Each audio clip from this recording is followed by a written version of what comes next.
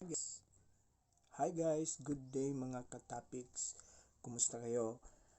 Isa na namang opportunity ngayon na pag-uusapan natin ang tungkol sa crypto winter. Isa ito sa mga topics ng cryptocurrency na importante din nating maintindihan para makapag-invest tayo ng mga crypto coins na talagang patok na patok sa panahon natin ngayon. Kaya stay tuned mga ka-topics, no? Para sa more updates dito sa ating channel na Crypto Topics. Well, pag-uusapan natin ngayon ang tungkol sa crypto winter. Ano ba tong crypto winter? Well, ang crypto winter or tinatawag na bear market in the cryptocurrency industry is a challenging and can be opportunity for strategic investors and those looking to build long-term wealth. Yun pala yung crypto winter. Bear market, ibig sabihin bumaba yung mga prices ng mga crypto coins sa market. And why is that? Isa itong opportunity ang crypto winter para kumita tayo sa ating mga portfolio ng ating cryptocurrency coins. Isang malaking opportunity to kasi siyempre bumaba yung mga presyo. Ibig sabihin opportunity natin na i-grab yun kasi bibili tayo ng mga crypto coins sa murang halaga. So, ma-afford natin yon. Kaya, kung mabibili natin yon sa murang halaga, ibig sabihin nandiyan na yan sa ating portfolio, pagtataas yan, saka pa natin i-sell o ipagpalit. So, kaya malaking opportunity, no? Sabi nga dito, during these periods, prices are lower, allowing for the potential to acquire assets at a discounted price and diversify portfolios. So, marami yung mga mabibilan natin kasi mura lang during this time. It's also a time to reevaluate projects, conduct thorough research, and identify undervalued or promising ventures. So, pagkakataon din natin to, opportunity to na i-reevaluate yung project. Makikita natin kung ano ba yung mga patok na patok ng mga coins while they are at a lower prices at ma-evaluate natin ito at saka kung bibili tayo syempre ma-identify natin yung potentials niya.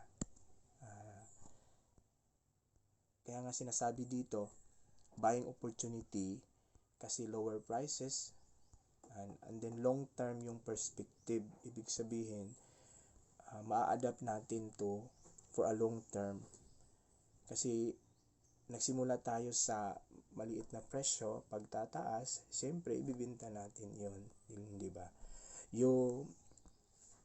And then ito yung opportunity din to identify and evaluate kasi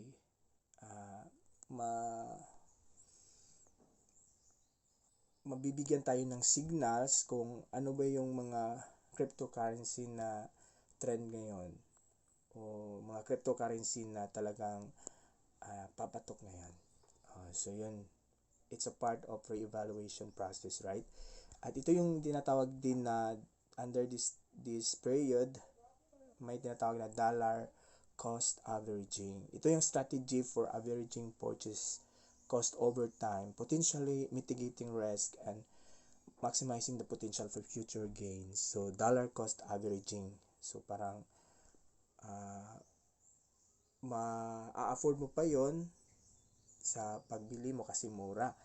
Pero pag tataas na yung presyo, lalaki din yung potential na magigain. Pero at the same time, meron din tong risk kasi pag bababa, masusunog talaga yung tinatawag na capital mo. Pero sa crypto winter, talagang hindi naman yun lahat masusunog.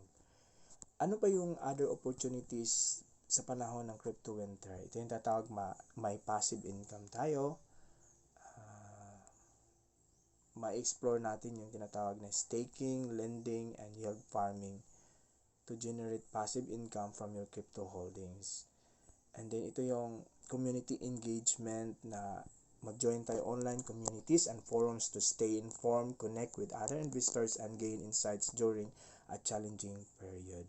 At this time po ng crypto winter, ito yung ma-diversify natin yung portfolio kasi nga sabi bababa yung presyo, so ma-afford natin sa pagbili. So ma-diversify o makabili tayo ng iba't ibang mga coins para sa ating portfolio, crypto portfolio. So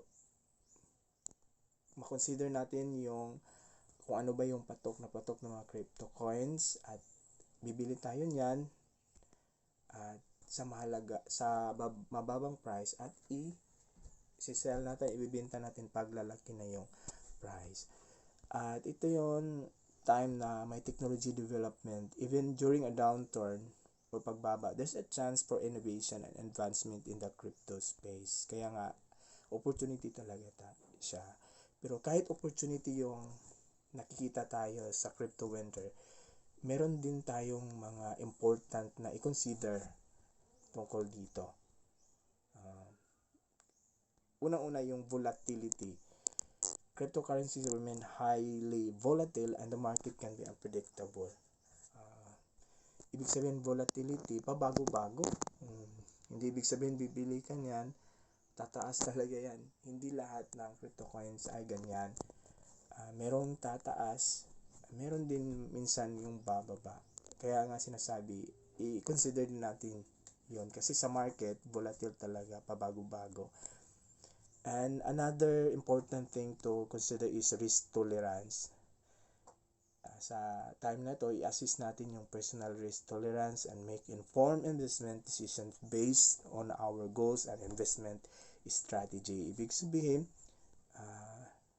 may kaakibat na mga peligro o risk sa bawat bagay na ating kinasasangkutan.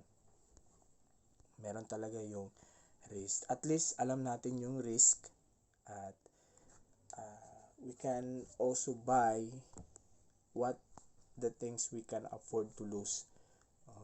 Bibilhin lang natin yung mga crypto coins na kaya nating bilhin.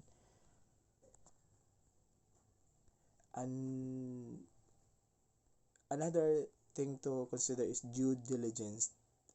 Thorough research and due diligence are crucial before making any investment decisions. So, importante din na mag-research tayo, hindi lang basta go na walang mga ginagawang research. Kasi we must be careful sa ating mga investment din. And then, consider natin na long-term perspective. Yung crypto winter, hindi naman siya pang matagalan. I-consider din natin yung period kung ang crypto winter ay tatagal ba ng mataas na panahon o hindi. Para meron tayong tinatawag na adjustment periods kung saan tayo, anong time na pwede na tayo bibili. So, I hope itong video na to ay makakatulong talaga sa atin na mag-decide kung anong mga dapat nating i-consider, anong dapat nating gawin sa panahon ng crypto winter. Kaya dito nagtatapos yung ating vlog. Sana po naka-benefits tayong lahat sa vlog na to. Siyempre, don't forget to subscribe my channel for more updates and information. So thank you guys. Please do subscribe my channel and I hope to see you soon